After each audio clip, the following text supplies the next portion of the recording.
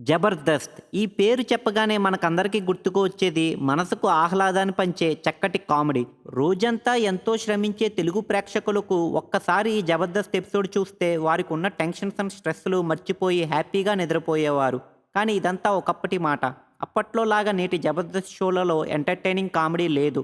ఆ comedy రప్పించే judges అయితే అసలుకే లేరు.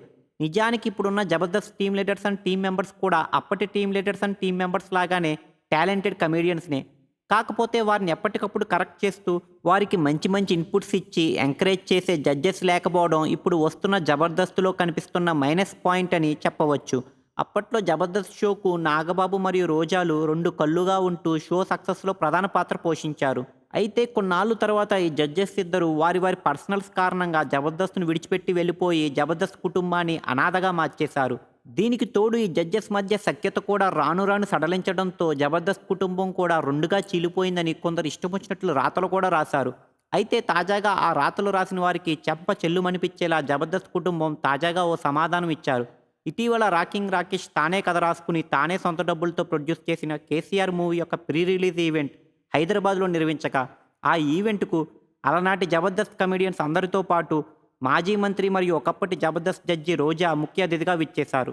దీంతో ఈ ఈవెంట్ అనంతరం ఈ జబర్దస్త్ కుటుంబం అంతా కలిసి దిగిన ఫోటోలు మరియు వీడియోలు నెట్టింట వైరల్‌గా మారాయి. ముఖ్యంగా ఈ ఈవెంట్‌కు హైపరాది విచ్చేసి రోజా సమక్షంలోనే మాట్లాడిన మాటలైతే మరింత వైరల్‌గా మారాయి. ఇంతకీ హైపరాది రోజా ముందు ఏమన్నారంటే, "నేను ఎప్పుడూ మా జబర్దస్త్ జడ్జి రోజా గారి గురించి చులకన చేసి మాట్లాడలేదు.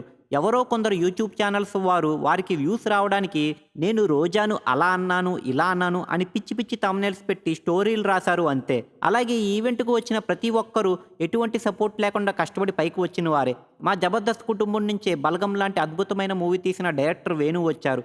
'సుడిగాలి సుధీర్' లాంటి హీరో వచ్చారు. బుల్లితెర కమల్ హాసన్ అని పేరు తెచ్చుకున్న గెటప్ సీను వచ్చారు. ఇలా ఇండస్ట్రీలో ప్రస్తుతం ఎంతో మంచి పేరు తెచ్చుకున్న వారి జాబితాలో మన రాకింగ్ రాకేష్ పేరు కూడా చేరాలని మనస్ఫూర్తిగా కోరుకుంటున్నాను అని అన్నారు.